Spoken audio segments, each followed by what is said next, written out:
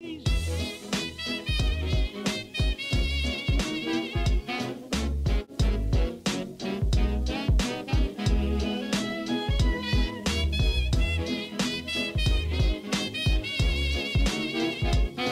tout le monde, aujourd'hui on se retrouve pour le dernier bilan culturel de l'année 2023, donc le bilan culturel des mois de novembre et décembre. On va commencer sans plus tarder avec les lectures. Alors j'ai pas lu grand chose encore une fois pendant cette période, mais je voulais vous parler de deux ouvrages toutefois.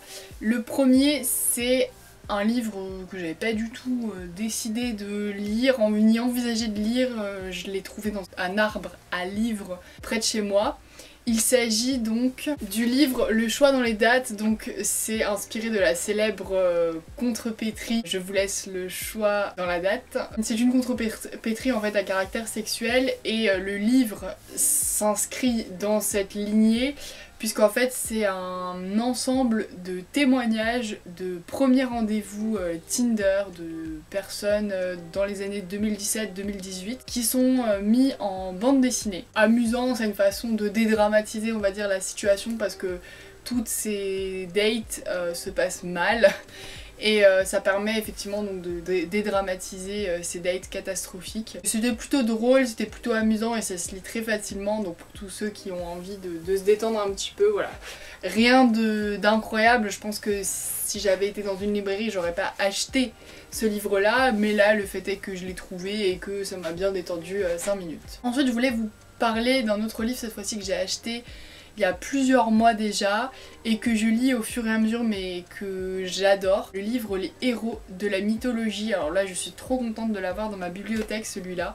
C'est un superbe ouvrage sur les grands dieux et les grands mythes de la mythologie gréco-romaine. C'est expliqué avec plein de petits textes très courts qui vous permettent d'approcher les héros de la mythologie de façon rapide, synthétique mais efficace. Il y a plein d'éléments du style des peintures, des sculptures, on pense à la Vénus de Botticelli par exemple, donc qui sont utilisés. C'est vraiment un réservoir je trouve pour tous ceux qui voudraient enseigner ensuite la philosophie, les lettres, les humanités. Un superbe réservoir de références picturales et littéraires. Bon je l'ai pas encore terminé mais à chaque fois c'est un délice d'ouvrir une page, je me dis ah tiens un jour j'ai envie de lire telle page sur tel dieu. Ce qui est bien aussi c'est qu'on a plein de petites informations en forme de carte d'identité sur les dieux et aussi éventuellement tout ce qui est actuel relié à ces dieux ou à ces héros, que ce soit l'héritage dans des expressions par exemple tonnerre de Zeus ou que ce soit des héritages dans notre vie de tous les jours. C'est un super livre si vous avez envie de vous familiariser avec l'univers de la mythologie gréco-romaine, surtout si vous avez aussi envie de l'enseigner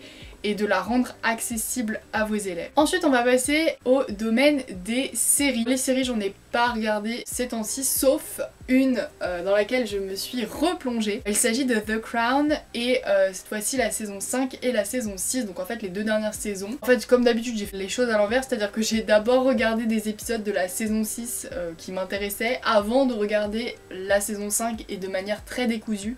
Alors ce que j'aime bien dans The Crown c'est que justement on peut regarder les épisodes un petit peu de façon détachée parce que ça revient sur des épisodes de la vie de la couronne britannique assez ponctuels, assez détachés les uns des autres. Pourquoi j'adore ces deux dernières saisons? Parce qu'ils se centrent surtout autour du conflit entre Charles et Diana et autour de la fin de Diana, des réelles circonstances de la fin de Diana. Je trouve que c'est une bonne manière d'approcher le drame historique. Encore une fois, ça reste romanesque. Évidemment que tout ne s'est pas passé exactement comme ça et que les dialogues n'étaient pas exactement pareils. Mais moi, ça m'a permis de découvrir par exemple le personnage historique de Dodi Al-Fayed qui a fini ses jours avec Diana sous le pont de l'Alma dans le tragique accident. Et puis on voit aussi les débuts de William et toute la souffrance des deux frères William et Harry lorsque leur mère meurt, leur rapport difficile aussi avec leur père. Je trouve que tout ça c'est très intéressant et encore une fois on découvre la famille royale telle qu'on ne l'a jamais vue et ce qui se passe vraiment dans la coulisse. Et ça je trouve que c'est...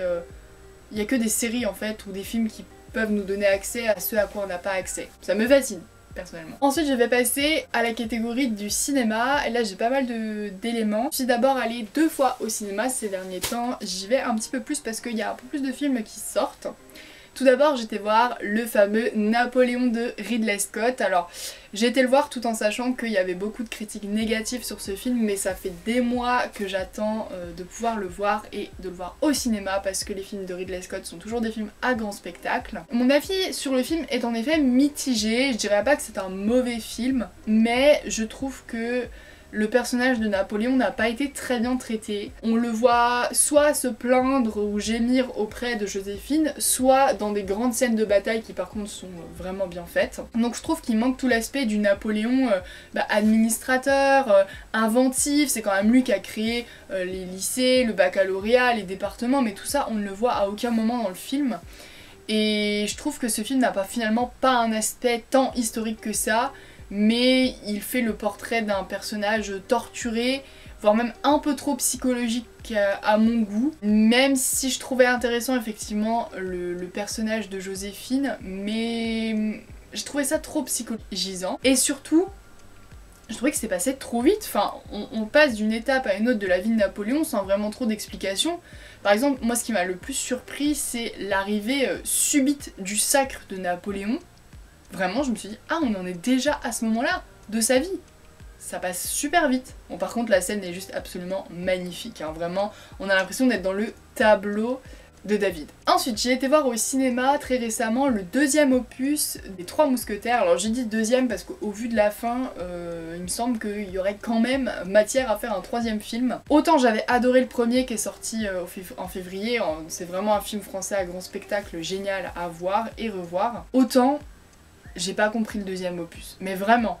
L'intrigue était extrêmement complexe, très nébuleuse, beaucoup trop de facilité scénaristique pour se sortir de situations complexes. Il y a vraiment des incohérences, enfin on se dit mais c'est pas possible, on est dans du cinéma. Enfin des trucs, vous savez, le héros arrive à la dernière minute pour sauver la personne ou pas d'ailleurs. Il y a beaucoup moins l'humour, le côté épique du premier. Je suis vraiment déçue. C'est rare, hein, ça m'arrive rarement. Quand je vais au cinéma, je choisis bien les films, mais là, je suis déçue. Et en plus, la fin, mais vraiment, pour le coup, elle me laisse sur ma faim. Donc j'attends vraiment le troisième opus pour que tout ça soit réglé. Ces vacances-ci, 2 films. Le premier, c'est Dirty Papi avec Robert De Niro et Zac Efron. Alors ce film est vraiment mais trop drôle. Et c'est trop drôle de voir Robert De Niro dans un film aussi peu sérieux. C'est l'histoire d'un petit-fils qui doit accompagner son Dirty Papi, donc son papy sale, faire des cochonneries en Floride. Alors le papy c'est vraiment un mec lubrique qui est là pour déstabiliser son petit-fils qui est sur le point de se marier. Je finirai ce bilan culturel avec le film The Island, un film des années 2000 avec Scarlett Johansson et Ewan McGregor, donc un bon casting. Il y a aussi Sean Bean. Une dystopie, et je vais pas vous en dire beaucoup parce qu'en fait il y a un véritable plot twist, mais pour ceux qui aiment la science-fiction, qui aiment les dystopies, qui aiment les futurs proches un peu sombres, regardez vraiment ce film. Ça touche aux questions philosophiques de la vie, de vouloir vivre à tout prix, prolonger la vie, et ça pose des questions aussi sur l'immortalité, la mort, la valeur de la vie. Voilà, si ces questions-là vous intéressent, vraiment regardez ce film, le scénario est super bien fait. Voilà pour ce bilan culturel, je vous retrouve très vite pour une prochaine vidéo.